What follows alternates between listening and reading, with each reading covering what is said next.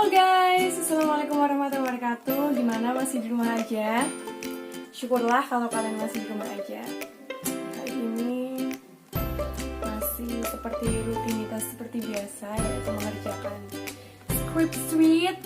Nah, hari ini aku mau berbincang-bincang sama kalian semua tentang tips masuk ke perguruan tinggi. Nah, udah pengen banget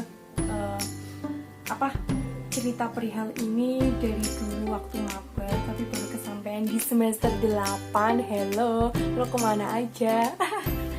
Nah, jadi tips masuk ke perguruan tinggi apa ya? Nggak ada tips sih, cuman ada beberapa hal yang perlu kalian garis bawah ya, bagi adik-adikku lulusan SMA, SMK ataupun MA yang tahun ini lulus tanpa ujian nasional. Kalian hebat. Berikan aplaus yang sangat meriah karena kalian tidak melakukan coret-coretan ataupun apa-apa, artinya nggak ada semprot-semprotan pilok, artinya semprot-semprotan disinfektan. Nah, jadi mungkin tips untuk masuk ke perguruan tinggi tadi udah nyata juga sih. Mungkin yang pertama itu adalah niat untuk mau melanjutkan ke perguruan tinggi atau tidak. Jadi kita mau melakukan apa aja itu kan yang pertama emang harus niat ya. Wudu juga kita harus niat, sholat harus niat, apa-apa harus niat, mau makan juga harus niat, apa-apa harus niat. Jadi kalau seumpama kita udah lulus dari sekolahan SMA, SMK ataupun MA, kalau emang bener-bener kalian mau pingin kuliah, silahkan untuk diniatkan diri sebisa mungkin gue harus bisa kuliah. Itulah niat dan itikad. Oke, camkan, garis bawah. Nah, yang kedua, tahu tujuan. Jadi kalau seumpama kita mau kemana gitu kan pasti harus tahu ya tujuannya itu mau kemana. Nah, di tahu tujuan ini maksudnya adalah kalian harus mengelis ataupun kalian punya catatan tujuan kalian itu mau kemana aja. Bayangin aja sih kalau kalian itu mau liburan ke suatu tempat, itu pasti kalian akan mengeliskan, gue mau jalan-jalan kemana ya, itu pasti. Nah, kalau seumpama kalian emang sudah berniat pingin kuliah, jadi kalian harus mempunyai list tujuan kalian mau kemana. Nih, aku contohin. Dulu aku daftar kuliah itu ke 9 kalinya. Maksudnya udah ada 9 perguruan tinggi negeri dan beberapa perguruan tinggi kedinasan seperti IPDN, STAN, sama itu apa sih yang pertanian itu loh, pertanian dan peternakan itu. Nah, kalau kita udah tahu tujuan, terus kita kok nantinya ada kerikil-kerikil manja di tengah jalan, atau bahasa kasarnya ditolak. Itu kita masih punya list-list berikutnya kayak gitu. Jadi harus mengelis tujuan. Yang ketiga itu jangan mikirin uang. Oke deh, buat kalian, kalau semua kalian emang udah niat dan punya itikat untuk kuliah, kalian jangan pernah mikirin yang namanya uang. Karena uang itu insya Allah bisa dicari, ya. Allah itu sudah menjanjikan pada umatnya, kalau seumpama ya, kita emang mau berusaha, kita selalu ikhtiar, tawakal, berserah diri, kemudian kita sholat, insya Allah, yang namanya rezeki itu akan mengalir untuk hambanya, apalagi untuk hamba yang bersungguh-sungguh dalam menuntut ilmu. Camkan itu ya, jangan mikirin uang. Apalagi sekarang juga banyak kan yang namanya beasiswa. Semua kampus pun mau swasta mau negeri itu udah ada yang namanya beasiswa. So don't worry guys, okay? Kemudian yang keempat itu adalah kepo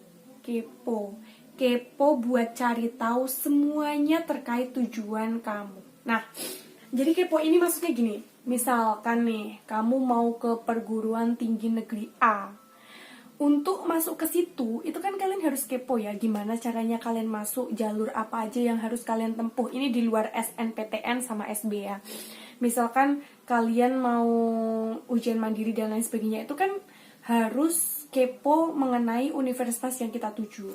Jadi kalian harus kepo, sering-seringlah kalian browsing dan lain sebagainya. Itu juga aku lakukan dulu tahun 2016, aku ngelakuin itu semua sampai buku segini. Ini kalian mau percaya atau enggak ya? Aku punya buku seperti ini, itu full tentang persyaratan-persyaratan apa aja yang memang benar-benar harus aku persiapkan, terus sampai ke alamat detail dan lain sebagainya, karena emang dari keluarga aku nggak ada. Iki emang bener-bener aku mulai dari nol ya. Jadi pencetak sejarah aja sih di keluarga, dinasti perkakek moyangan, hanya aku yang kuliah. Jadi seingin itunya aku pengen kuliah kayak gitu loh. Nah, jadi emang kita bener-bener harus kepo mengenai universitas ataupun perguruan tinggi yang harus kita tuju. Kayak gitu ya, kepo itu penting. Tapi yang penting itu kepo-kepo yang penting-penting aja. Apaan sih? Terus tips selanjutnya yaitu coba, dan coba. Nih, jika kamu itu gagal, congratulations, karena kamu berarti hebat dan kamu adalah seorang pemenang. Jadi walaupun kita gagal itu nggak apa-apa, karena orang yang pernah gagal itu berarti kamu hebat karena pernah mau mencoba. Karena kebanyakan manusia itu nggak mau mencoba, makanya dia itu nggak pernah merasakan gagal, karena mereka itu takut. Yang namanya gagal itu kan pasti menakutkan kayak gitu. Padahal kalau semua kita gagal itu kita akan merasa tahu jalan atau celah di mana kita tidak boleh gagal lagi gitu. Sedikit cerita, aku masuk ke perguruan tinggi dan akhirnya kuliah di UIN Wali Songo Semarang itu gagal selama 9 kali. Ke-9 kalinya baru masuk UIN. Itu semua jalur aku tempuh, semua perjalanan sudah aku tempuh.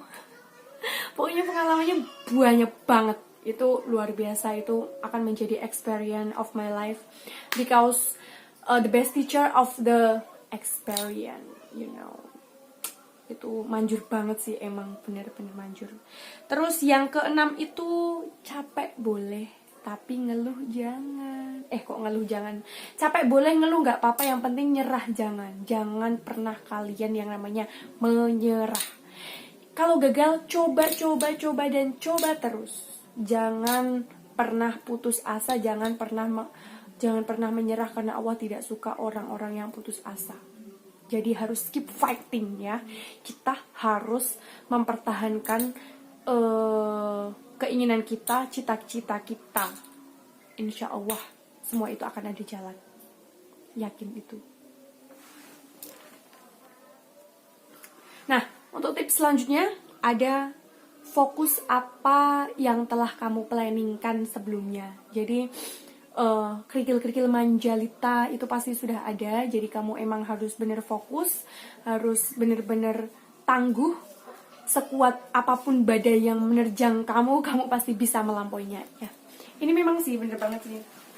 Jadi aku mengalami itu sendiri, proses-proses dimana aku masuk ke perguruan tinggi sampai bener aku emang udah down, bener-bener down, udah menghabiskan banyak uang untuk keluar kota sana sini dan lain sebagainya. Tapi itu gak apa-apa, no problem. Insya Allah semua itu ada jalan. Apalagi orang tua aku selalu mensupport apa yang ingin aku kejar. Beliau itu walaupun walaupun aku bukan dari keluarga yang berada, terus bukan dari keluarga yang berpendidikan juga, tapi yang namanya orang tua, kalau seumpama kita emang bener-bener pingin merubah semua itu, insya Allah orang tua akan mendukung seutuhnya. Nah, itulah tips dari aku, semoga bermanfaat banget buat kalian. Karena ini gabut, jadi ya bukan gabut sih, karena di rumah aja ya, jadi semoga ini bermanfaat. Dan ini akan menjadi video yang nantinya aku akan tonton 5 tahun ke depan, 10 tahun ke depan, ataupun ke depannya lagi, agar mengingatkan kalau aku pernah di rumah aja. Ini udah hari ke-18 sepertinya aku di rumah aja dan gak kemana-mana. karena ini demi kebaikan semuanya, kita harus di rumah aja untuk memotong rantai COVID-19, penularan COVID-19, karena ini virus yang sangat berbahaya sekali. Jadi selamat buat kalian yang masih di rumah aja. Thank you sudah menonton, sudah menghabiskan kuota. Thank you, jangan lupa like, komen, subscribe, share, tapi jangan dihujat. Oke? Thank you. Assalamualaikum warahmatullahi wabarakatuh. Oh iya, satu lagi. Ini aku pakai hijab by RN. RN hijab, gimana? Bagus kan? Tetap trendy ya, tetap kece walaupun di rumah. Oke, bye.